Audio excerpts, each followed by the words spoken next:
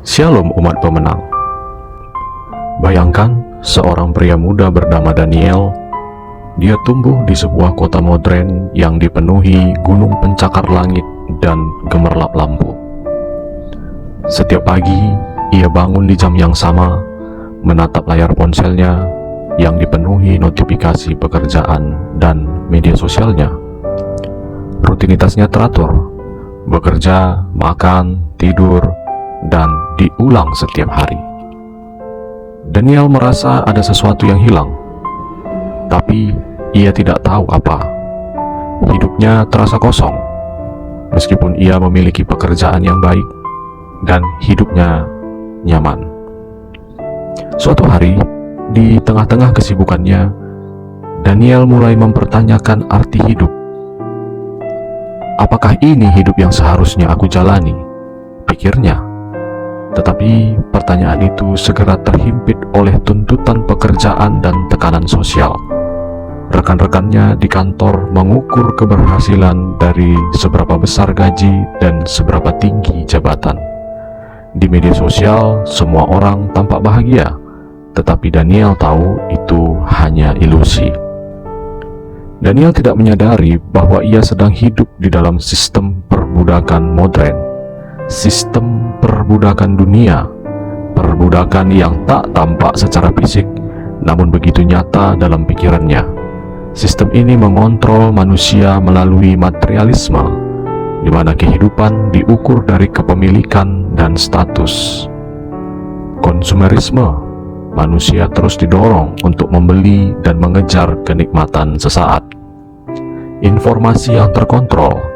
Hari-hari ini, media sosial dan teknologi dibanjiri oleh informasi yang menekan manusia untuk berpikir dalam pola-pola tertentu, bukan untuk berpikir kritis. Ketakutan dan ketergantungan. Manusia dipaksa takut akan kehilangan pekerjaan, ketidakamanan ekonomi, dan ketidakpastian masa depan. Daniel merasa terjebak. Ia kehilangan kebebasan berpikir serta setiap pilihan-pilihan hidupnya ditentukan oleh sistem ini. Ia bekerja bukan karena panggilan hidup, tapi karena takut tidak bisa bertahan hidup. Ia bersosialisasi bukan untuk membangun hubungan sejati, tetapi untuk menjaga citra diri dan status. Ia beribadah, tetapi pikirannya tetap dipenuhi dengan kecemasan tentang masa depan. Suatu malam, Daniel membaca sebuah ayat yang menusuk hatinya. Ayat itu dari Roma 12 ayatnya yang kedua.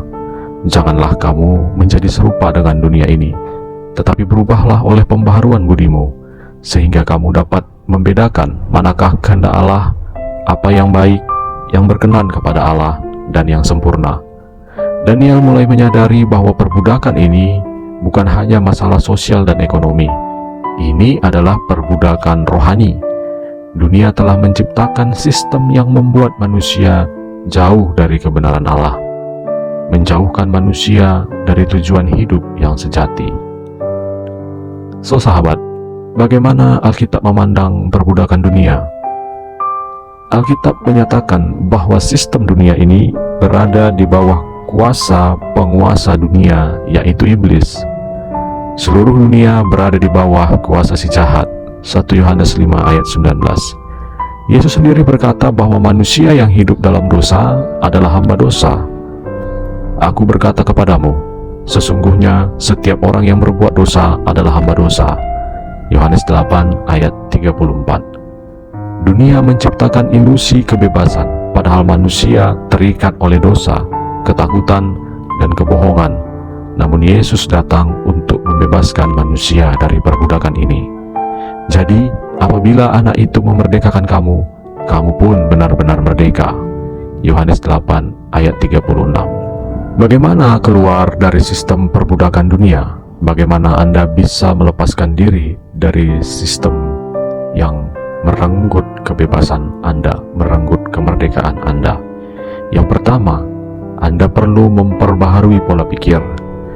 Daniel mulai menyadari bahwa kebebasan sejati bukan berasal dari uang, jabatan, atau pengakuan sosial, tetapi dari kebenaran dalam Kristus. ia mulai mengganti konsumsi media yang meracuni pikirannya dengan kebenaran firman Tuhan.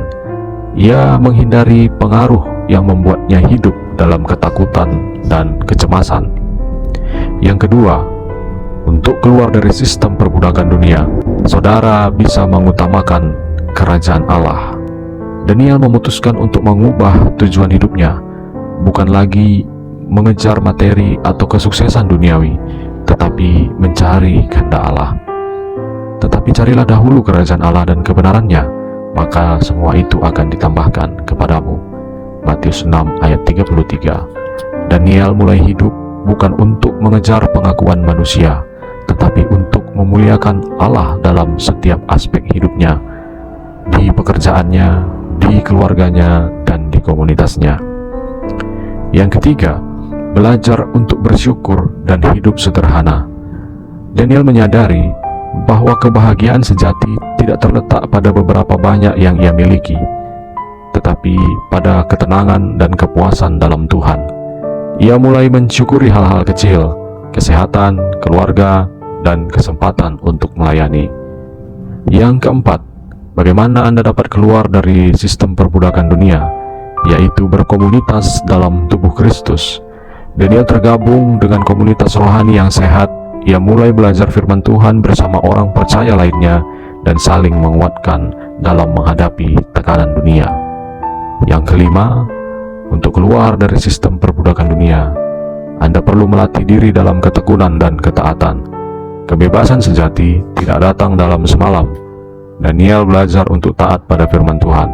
Bahkan ketika keadaan hidupnya sulit, ia mulai memahami bahwa kebebasan bukan berarti tidak ada beban, tetapi berarti memiliki kekuatan untuk menghadapi dunia dengan damai sejahtera Kristus. Daniel tidak lagi hidup sebagai hamba dunia. Ia masih bekerja dan menghadapi tantangan hidup, tetapi hatinya sudah merdeka. Ia tahu bahwa hidupnya memiliki tujuan yang kekal, bukan sekedar untuk bertahan hidup, tetapi untuk menjadi terang di tengah-tengah dunia yang gelap. Jangan takut, sebab aku telah menebus engkau. Aku telah memanggil engkau dengan namamu. Engkau ini kepunyaanku.